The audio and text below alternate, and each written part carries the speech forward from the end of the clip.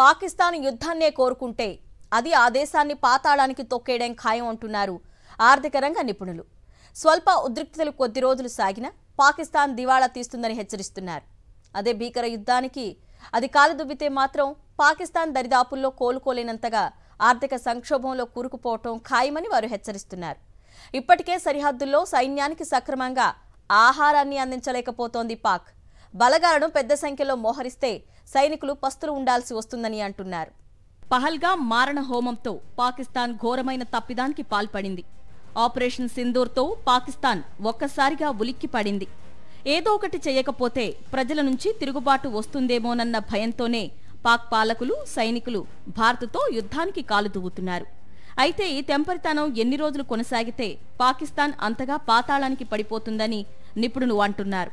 అంతర్జాతీయ ఆర్థిక rating agency moody తాజాగా పాకిస్తాన్ పరిస్థితిపై ఒక నివేదిక విడుదల చేసింది.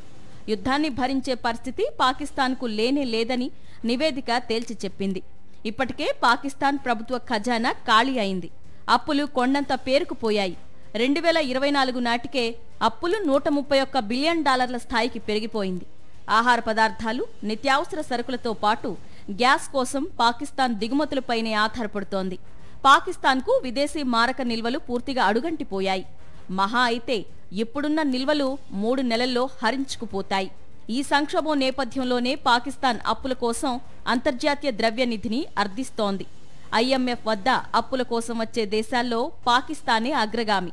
చీటికి మాటికి IMF ముందు చేతులు చాచి నిలబడ్డం పాకిస్తాన్కు అలవాటైపోయింది. పాకిస్తాన్లో వ్యవసాయ, పారిశ్రామిక ఉత్పత్తులు అత్యంత దారుణంగా పడిపోయాయి. విద్యుత్ రంగం తీవ్ర సంక్షోభంలో ఉంది. విద్యుత్తును కూడా దిగుమతి చేసుకోవాల్సిన దుస్థితి. రాజకీయ అనిశ్చితి, తీవ్ర ద్రవ్యోల్బణం, అసమర్థ నాయకత్వం, ప్రభుత్వ రంగ సంస్థల నాసిరకపు పనితీరు వెరసి పాకిస్తాన్ను దివాళా తీయించాయి. జీడీపీలో 75% అప్పుల వాటానే. పేదరికం, నిరుద్యోగం తారాస్థాయికి చేరాయి. పాకిస్తాన్లోనే ఉంటే బతుకు దుర్భరమే అనుకుంటోన్న యువత పొరుగు దేశాలకు వలసలు పోతున్నారు. మేధో వలస ఏటా పెరుగుతోంది. ఇంత దారిద్ర్యంలో కొట్టుమిట్టాడుతోన్న పాకిస్తాన్ ఆర్థికంగా ఎంతో బలంగా ఉన్న భారత్తో యుద్ధానికి సిద్ధం కావాలనుకోవటం ఆత్మహత్యా సదృశ్యమే అవుతుందని మూడీ నివేదిక వ్యాఖ్యానించింది. ఒక పక్క బలూచ్ తిరుగుబాటుదారులు సైన్యాన్ని నిద్రపోనివ్వడం లేదు. వారి దాడుల నుంచి తమని తాము రక్షించుకోవడానికి పెద్ద సంఖ్యలో ఆర్మీని మోహరించాల్సి వస్తోంది. అది పాక్ ఆర్మీపై ఆర్థిక భారాన్ని పెంచుతోంది. మరోపక్క ఖైబర్ పఖ్తుంఖ్వాలో తెహరికే తాలిబాన్ తీవ్రవాదులు సవాళ్లు విసురుతున్నారు. అక్కడ బలగాలను కేంద్రీకరించాల్సి వస్తోంది. ఇవి చేసుకుంటూ భారత్తో యుద్ధం చేయడం అంటే దేశాన్ని నరక కూపంగా మార్చుకోవడమే అవుతుంది. ఉద్రిక్తతలు కొద్ది రోజులు కొనసాగినా పాకిస్తాన్కు కష్టమే. ఇక యుద్ధం తీవ్రత పెంచితే మాత్రం లక్షల కోట్ల రూపాయలు ఖర్చు చేయాల్సి వస్తుంది. పాకిస్తాన్ వద్ద ఆ పరిస్థితి లేదు. ఒక అంచనా ప్రకారం 14 రోజుల పాటు యుద్ధం చేయాల్సి వస్తే 2.5 లక్షల కోట్ల ఖర్చు అవుతుంది. ఇంత మొత్తాన్ని పాకిస్తాన్ ఎక్కడి నుంచి తెస్తుంది?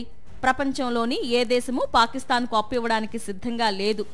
IMF బెయిల్అవుట్ ఇచ్చినా కూడా అది ప్రస్తుత ఆర్థిక సంక్షోభం నుంచి తాత్కాలికంగా గట్టెక్కడానికి కూడా సరిపోదు. మరి యుద్ధం ఎలా? అందుకే పాక్ పాలకులు వాస్తవాలు దృష్టిలో పెట్టుకొని, ఒళ్ళు దగ్గర పెట్టుకొని యుద్ధం ఆలోచనలు వదులుకుంటే వారి ఆరోగ్యానికే మంచిదని నిపుణులు సూచిస్తున్నారు.